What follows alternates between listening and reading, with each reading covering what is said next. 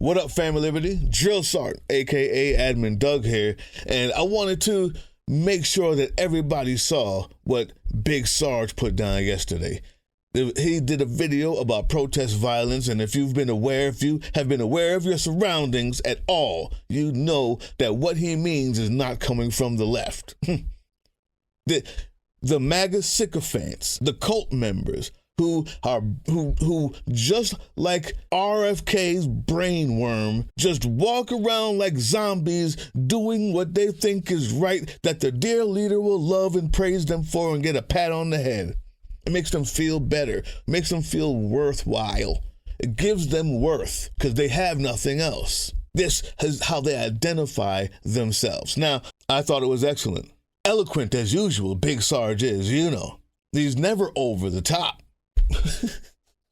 I'm sorry, but it was good. There's another type of protest violence. You see, on No King's Day, on Political Train, I did a live show, and it was 11 hours. Laura Malcolm, the co-host, got it started on the East Coast there around 7:38 or something like that, which meant it was 10:30, 11 where I was, all the way till 11, 12 hours. And the entire time, guys, I'm telling you, there is nothing like watching the crowds gather against this absolute orange snowflake, which usually means somebody pissed on the ground, because that's what he looks like. 2 cans of spray tan Sam, who is not intelligent enough to even blend his own makeup, wanted to celebrate himself by putting on a parade and watching the protests. Even in Alabama, there was like 30,000 there. Alabama. We had O.R. Peace Dude. If you guys know who he is, integral part of Sons of Liberty. He also decided to become a commentator live on the ground, live from Portland. And it was gigantic. It was amazing. We also happened to see what happened in L.A. And thanks to us being live, I actually got to see from the moment that a peaceful protest where people doing nothing changed into tear gas being thrown and shot in with guns with launchers into the crowd. Flashbangs. Now this is jarring. We all know that they were peaceful. We know intellectually that they were peaceful, and I don't believe a thing the LAPD says, so I never believed that they were under attack. But when you actually watch it, when you actually see the moment where people are chanting peaceful protest and a canister comes at their face, it becomes very, very jarring. You're not ready for that. And I can only imagine it's because we've never seen it. We know what happens. But thanks to being live, thanks to the reporters on the ground who are live in these places, we finally get a chance to see that. And that's the state violence. And that state violence is covered up by even another more violent kind of violence, which is the violence of a disappearing or dishonest media. Let's talk about the state violence first. Watch this. I'm giving the best, most accurate description of what I see of people who are trained and actually want safety and how they act. And then we're going to compare it to how the police, who are given instructions to be violent and destroy, and then why.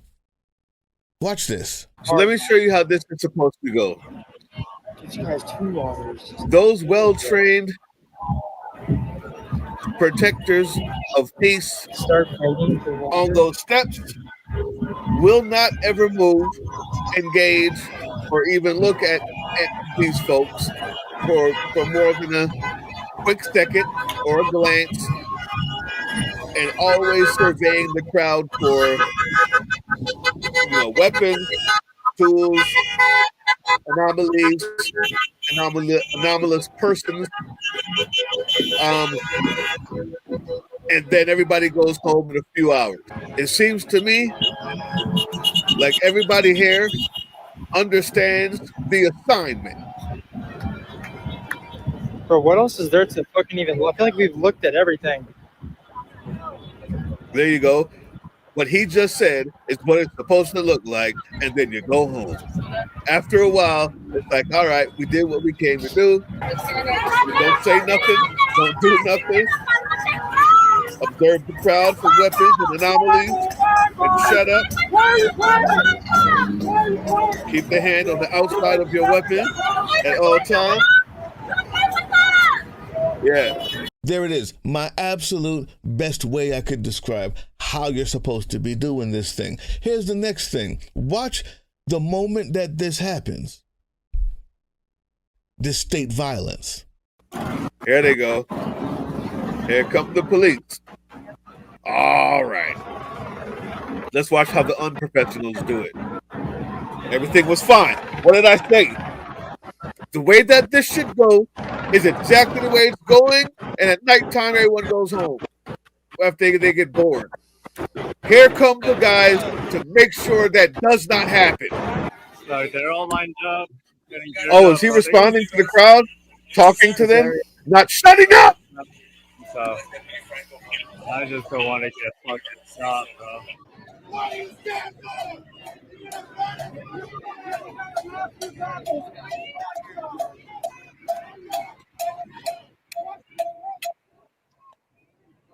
Yeah, bro.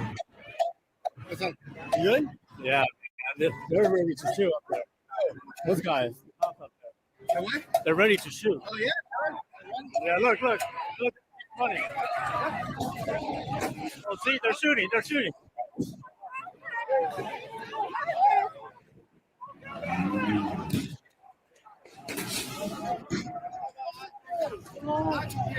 Yeah. Now, what's going to happen is the next day, Fox News is going to report rioters and people doing all kinds of bad things behind the pictures and video of smoke rising without ever showing where the smoke came from, how it got there, or what the people were doing before the smoke arose out of thin freaking air.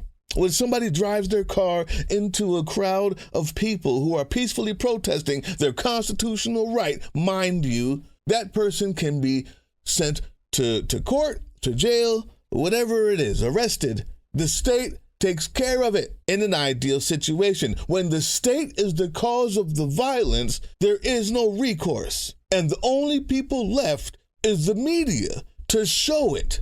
It's the whole point of protesting, especially when there's violence by the state. This is how we won our rights as black people in America. Watching the state do unbelievable violence to peaceful protesters because the media showed it. Your news station only shows the smoke and people running and people defiant in the streets saying, "Don't gas me, bro." It's very easy to make it look like, well, look at all that smoke around there. Maybe they started a fire. Obviously, they're being violent. And that inciting violence, stochastic terrorism provided by the media, causes this. What you're reading there is a timeline.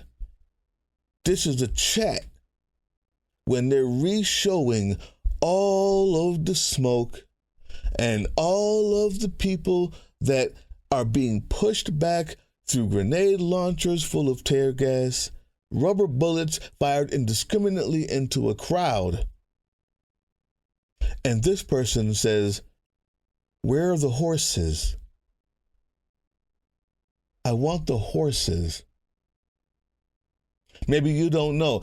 Maybe you don't know, Family Liberty. But at another protest before this one, horses were caught trampling on the face and the body of innocent protesters. I don't know if that person died, but I know they wish they were dead when they were under the hooves of that 2,000-pound animal with metal shoes on. And these degraded, degenerate, disgusting, filthy, un-American creeps, bloodlust, watch the tear gas, watch the innocent being shot at with rubber bullets and say it's not enough. They want more. They're drooling. They're salivating for the chance to watch someone's head get crushed by the hooves of a horse, because the only thing that they've seen was given to them by a media that never showed how it started. And you think it's just Fox. It's not. Thanks to Tabitha Speaks Politics. Hope she won't mind. Joe Scarborough of Morning Joe over on MSNBC. I see he's still with the shits.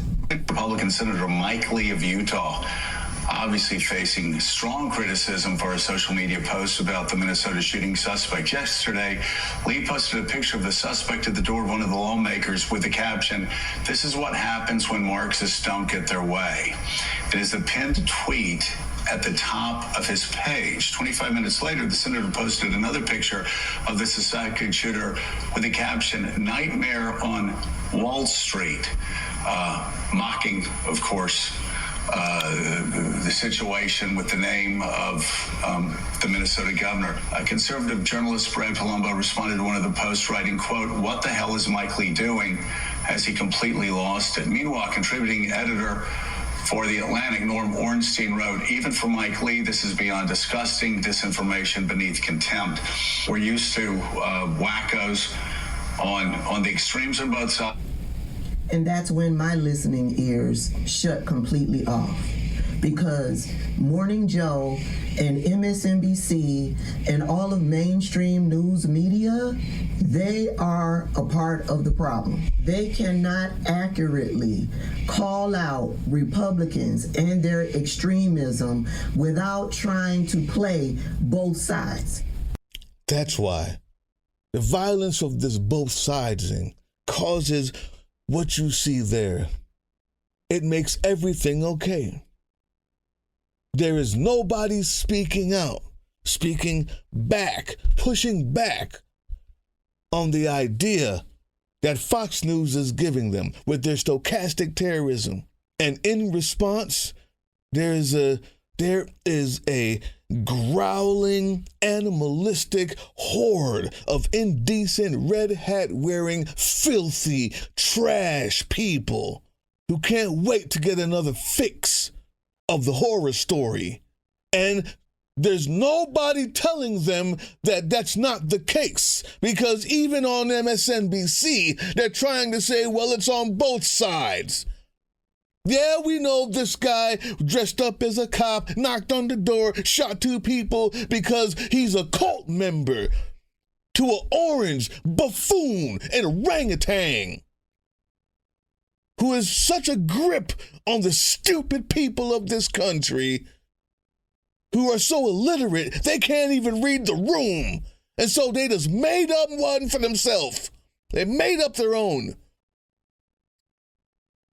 And if we don't push back on it, we're inciting the violence.